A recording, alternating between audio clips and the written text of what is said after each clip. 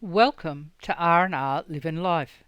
Rick and I continue this episode as we cross the border into New South Wales at Barooga on the northern side of the Murray River near Cobram. Today's travels are within the Berrigan Shire in the southern Riverina region of New South Wales, known for its flat plains, productive agriculture and large-scale irrigation supplied by the Murray River. We are travelling through mainly agricultural acreage, with dairying, cattle raising, wool growing and cropping the main activities. As we drove over the Murray River, we checked out the old Cobram Barooga Bridge, a heritage-listed former road bridge, now a footbridge over the river. The old bridge was officially opened in December 1902 and provided access for heavy goods vehicles to transport agricultural produce. The central lift span of the bridge allowed paddle steamers to pass underneath. The old bridge is a timber truss lift span bridge carrying two traffic lanes across the Murray. The primary axis of the bridge is east-west and has a clearance over the normal water level of 7.9 metres, with the lift span closed, and 14.3 metres with the lift span open. The bridge was superseded by a parallel concrete bridge and no longer carries vehicular traffic. The three main spans include a single vertical lift opening span supported by cast iron piers in the centre of the bridge, flanked by a single De Berg truss span on each side. In 2002, a high-level concrete bridge was built to the south of the original 1902 bridge. Like Cobram, Barooga lies within a rich pastoral dairy, fruit and wine-growing district, which prospers thanks to irrigated water supplied by the Murray River and the warm and stable climate. Beyond its natural attractions, it is home to some of the most picturesque sections of Australia's mightiest river, with the region boasting a thriving horticultural industry that is said to be the largest soft fruit growing area in Australia. On our travels today, we were to see a lot of irrigation channels or canals constructed to provide a consistent water supply to crops, preventing erosion and seepage through linings of concrete or brick.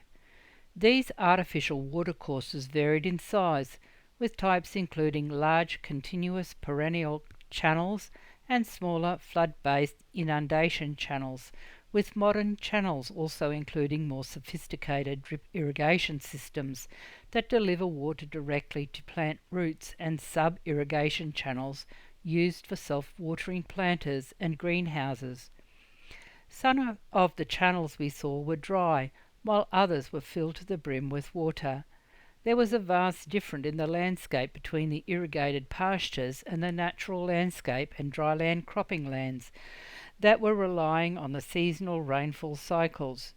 Even the horticultural, wool and meat production farms showed signs of the drier than normal conditions, highlighted by the stocking rates on some of the paddocks and the dry-looking citrus trees. There were also centre pivot irrigation systems. Some of the channels we saw were very dry, while others were filled to the brim with water. There was a vast difference in the landscape between the irrigated pastures and the natural landscape and dryland cropping lands that were relying on the seasonal rainfall cycles. Even the horticultural, wool and meat production farms showed signs of the drier than normal conditions, highlighted by the stocking rates on some of the paddocks and the dry-looking citrus trees. From Barooga we continued along the Berrigan-Cobram Road to Berrigan, in the Riverina region. The earliest European settlement in the area was in 1849, when Monalong Station was settled by Robert Rand, who took up some 22.5 thousand acres. The location of the town was formerly swampland. In 1888, the first hotel, the Berrigan Hotel, was built on the intersection of the two main roads through the town, with other stores rapidly following along Chanter Street. This hotel still stands today, although it is now a private residence. Other hotels include the Monalong Hotel, also now a private residence, and the Federal and Royal Hotels, which are both still active. We were told that in early spring the farmland around Berrigan turns vibrant yellow as the canola bursts into flower and promises of a bountiful season to come. Berrigan lays claim to be the first rural fire service in Australia. Because of its location near the border with Victoria, Berrigan was one of the pioneers in the push for an Australian federation. Rick and I were impressed by the colourful galah sculpture erected 30 years ago by the Venning family to attract customers to their gem shop located in the town. After spending time checking out Berrigan, we continued on to Jirilderie, the only town in New South Wales featured in the Ned Kelly saga, and is said to have more surviving authentic Kelly sites than anywhere else along the Ned Kelly touring route. Jirilderie is an irrigated farming centre, with the surrounding area said to produce a quarter of all tomatoes grown in Australia, as well as being a prime merino stud region and having the ability to grow a diverse number of crops such as rice, olives, wheat, canola, mung and soybeans, onions, licorice, grapes and a number of cattle farms. The Jirilderie district originated with the gazettal of the final licences to landholders in the 1870s. Before then, annual licences were issued. The early European settlers established cattle stations, and it was not until the 1860s that sheep were found to be better suited to the area. Rick and I enjoyed a walk around town, checking out many of the historical sites, especially those visited by Ned Kelly and his gang in 1879. The outlaws captured the town's 2 policemen and imprisoned them in their own cells before dressing in the police uniforms. They then told the locals that they were reinforcements from Sydney sent to protect them from the notorious Kelly gang. Later, the gang held up the local bank, stealing more than £2,000 and destroying a number of mortgage documents before Kelly and his gang walked to the telegraph office and chopped down the telegraph poles. He and his gang held 30 people hostage overnight in the Royal Mail Hotel, where Ned Kelly wrote the famous Jirilderie letter, which documents Kelly's passionate pleas of innocence and his desires for justice for both his family and the poor Irish settlers of Victoria's northeast. It has also been described as the Ned Kelly Manifesto and remains the only source providing a direct link between the Kelly gang and the actions they were accused of.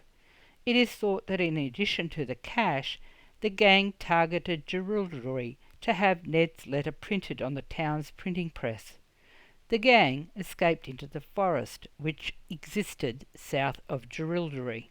Rick and I walked up to Lake Jirilderie in Luke Park and were stunned by the massive Steel Wings windmill, one of only 2 of its kind in the world, at 50 feet tall with a 25-foot diameter head. It was an impressive sight. Originally built in 1910, comprising a steel frame and fan which turns to the wind between a bearing at the bottom and a swivel at the top, all supported by guy wires, was transported by rail from Sydney and then taken by bullock wagons to Gulgumbola station to provide water to the station's homestead, ram sheds and dams along a 43-kilometre channel system. The mill was only one of 6 models ever erected, and only 2 now survive, the one here in Jirilderie and the other in Tocumwal, Queensland. The mill suffered storm damage in 1977 and was offered to the town as a historical exhibit and relocated in 1979 to Luke Park, named after Thomas Raymond Luke, who was one of the main stirrers for the construction of the lake. A secondary use for the lake was to hold excess water from Billabong Creek, a 321 kilometres, and is believed to be the longest creek in Australia, which flooded annually. We were not done with Jirilderie, as there was another famous person who spent his childhood here, and who is said to have met Ned Kelly.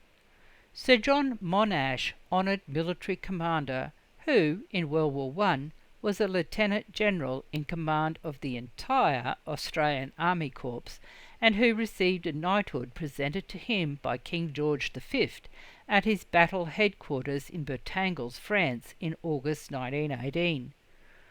While studying at the Melbourne University, Sir John achieved arts, civil engineering and law degrees.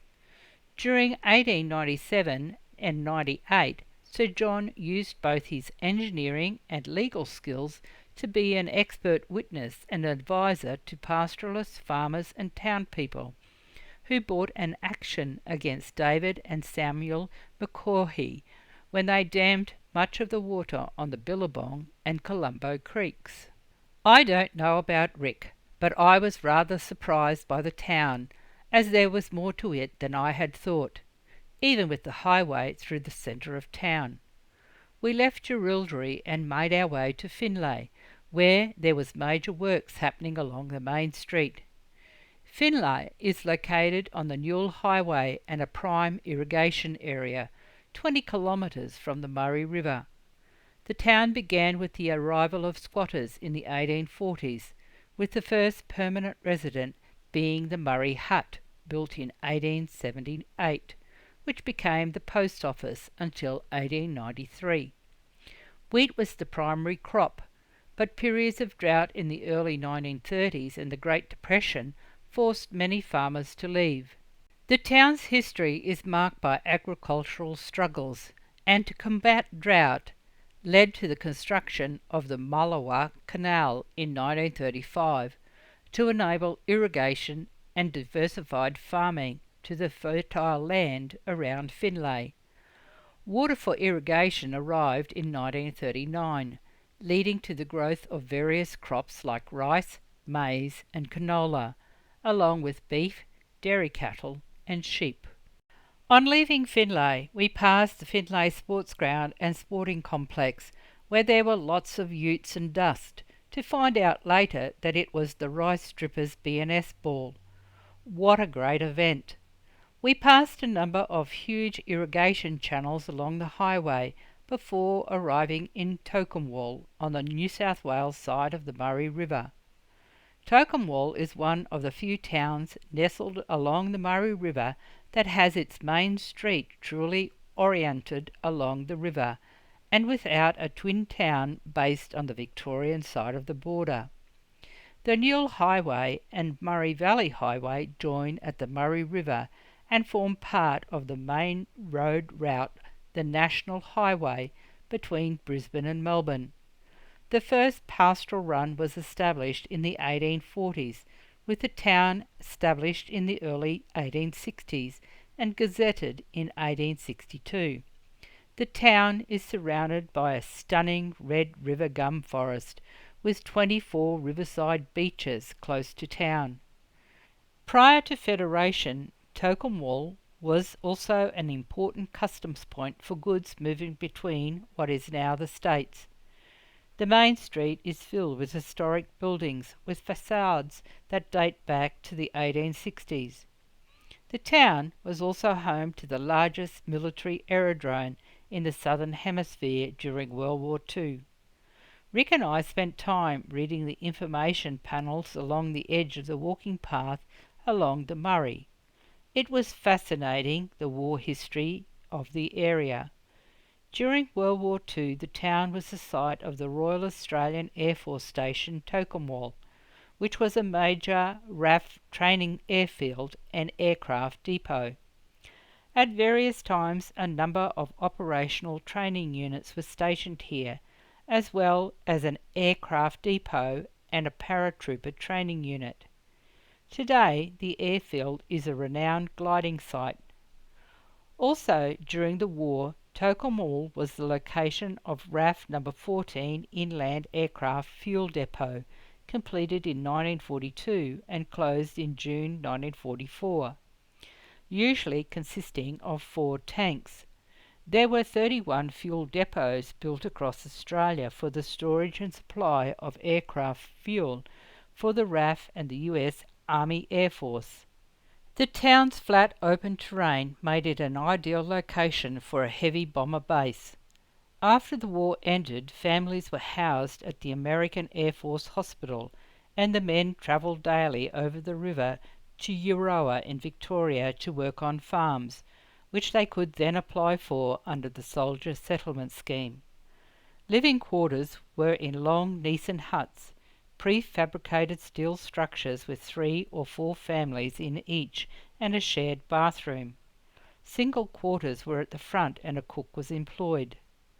After the war, about 200 Air Force houses in Tocumwal were disassembled and trucked to Canberra to be reused as government housing for workers from Melbourne and Sydney who were constructing the new capital city.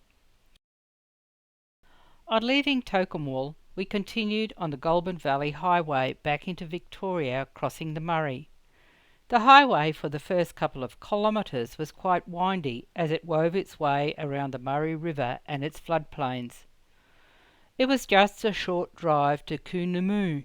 The town is probably best known for its strawberry farms and the Big Strawberry, part of an Australian trend to build large roadside attractions. And we just had to stop and try a strawberry milkshake. Coonamoo is also home to the Cobram State Forest. Inside the Big Strawberry, we were interested in the history room. In 1872, Philip Turner Fear migrated from America to become the first resident to settle on the lagoon. The town was surveyed in November 1874, with the area open for selection in 1877. In 1878, selectors arrived and settled, farming and cropping being the main industries. In the 1920s, citrus orchards were started on the east side of the Tugana Lagoon, with tobacco growing on the sandhills during the Depression for 2 or 3 years in the 1930s, but was not profitable. Avocado orchards were established in the 2000s. After enjoying a tasty strawberry milkshake, we made our way back to Cobram and Gidget, where I spent the last of the afternoon enjoying the purple swamp hens with their distinctive heavy red bills and forehead that frequented the area. I thought that they were black until they walked through some bright sunlight that showed up the intense blue sheen of their plumage. We will leave you for this episode as I sit enjoying the afternoon and the birds. What an amazing day we have had. I hope you have enjoyed our travels and the interesting history I found in the area. Give us a thumbs up if you have and leave a comment. Join us next time for another day's exploring Catamatite, Numurkah and Strathmerton. Stay safe and enjoy life. Cheers for now. Rick and Rosemary. R&R, living life.